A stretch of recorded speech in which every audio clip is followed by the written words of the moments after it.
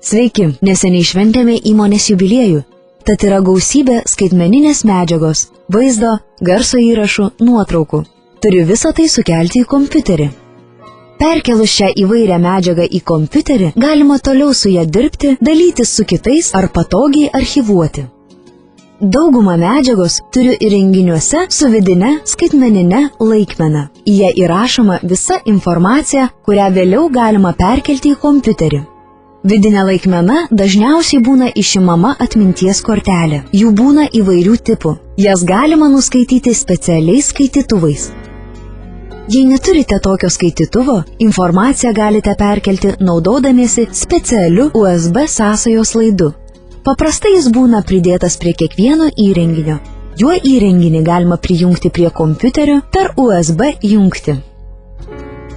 Iš pradžių sukursiu 3 katalogus, į kuriuos iš įvairių šaltinių sukelsiu visą šventės medžiagą. Tai nuotraukos,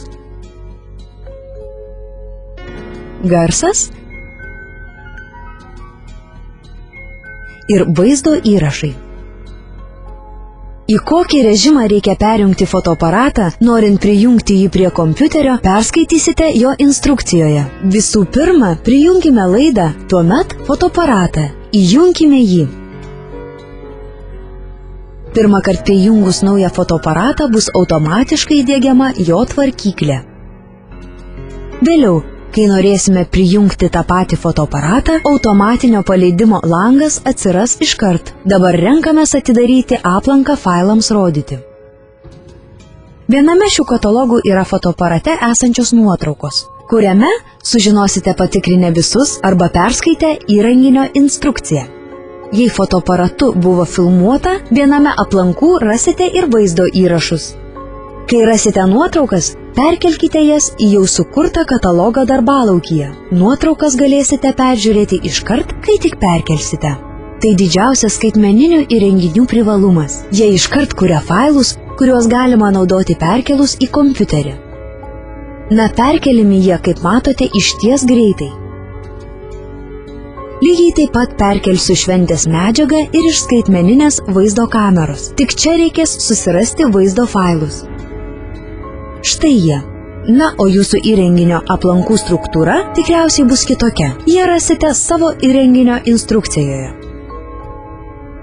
Vaizdo failų perkelimas užtruks šiek tiek ilgiau, nes jie gerokai didesni. Tačiau tuo metu aš prijungsiu savo skaitmeninį diktofoną, kuriame įrašyta šventinė direktorės kalba. Mano diktofonas failus rašo tiesiai į atmintį. Jūsiškis gali turėti katalogų struktūrą. Be abejo, tai priklauso nuo įrenginio. Pavartykite instrukciją. Netoks patogus, tačiau šiuo metu vis dar populiarus vaizdo kamerų formatas yra mini DV kasetės. Šiose kasetėse vaizdas taip pat saugomas skaitmeniniu formatu, tačiau nekuriami failai, kuriuos perkelus galima iškart peržiūrėti. Čia skaitmeninė informacija įrašoma į juostelę. Kamerą prijungsiu taip pat prie jos pridėtų laidų per FireWire jungtį, tačiau pats įrašo perkelimo procesas bus kitoks. Pasirinksiu pirmą punktą, informaciją iš juostelės perkelsiu į kompiuterį, naudodama Windows vaizdo įrašo importavimą. Nurodau, kokiu vardu išsaugoti perkeliamą medžiagą į katalogą, į kurį kelti vaizdo failus. Formato nekeisiu, nes perkeltą medžiagą planuoju montuoti. Jei norite ją tik archyvuoti, galite pasirinkti suspaustą formatą. Galima perkelti visą medžiagą arba atsirinkti tik reikiamas įrašo vietas. Palikime pirmą pasirinkimą. Aš noriu į kompiuterį perkelti visą kasetėje esantį įrašą. Štai čia ir yra svarbiausias kasetinės, vaizdo kameros ir skaitmeninės kameros su laikmena skirtumas. Dabar reikės laukti, kol kasetė bus perkelta. Tai gali užtrukti. Priklauso nuo to, kokio ilgio vaizdo įrašas yra kasetėje. Keletas kolegų man paskolino savo mobiliuosius telefonus, kuriais fotografavo renginį.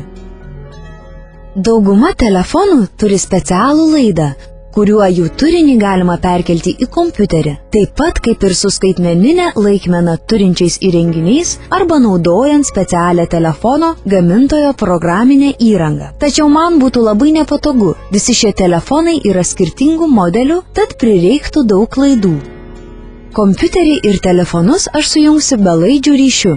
Šią sąsają turi dauguma naujesnių nešiojamųjų kompiuterių, o staliniams kompiuteriams teks nupirkti specialų priedą. Kaip įjungti Bluetooth ryšį savo kompiuteryje ar telefone, galite perskaityti instrukcijoje. Sujungus įrenginius, tereikės juos susijęti. Naują Bluetooth įrenginį pridėsime per valdymo skydą, sekdami nustatymų vedlio nurodymais.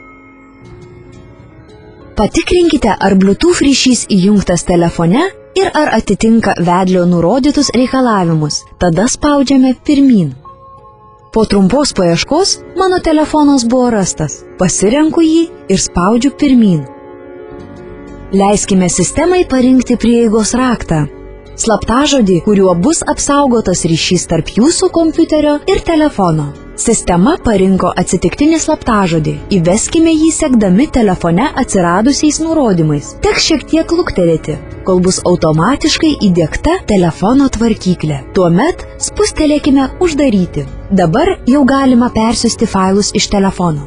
Užduočių juostoje ant Bluetooth ikonos spragtelėję dešiniu pelės klavišu pasirinkime gauti failą. Kompiuteris jau laukia failo. Suraskime jį savo telefone ir persiųskime. Tada nurodykime, kur jis turi būti išsaugotas. Štai jis iškart priimamas. Taip galima į kompiuterį perkelti visus reikiamus failus, vaizdo, garso failus ar nuotraukas. Beje, galima ir iš kompiuterio persiųsti failus į telefoną.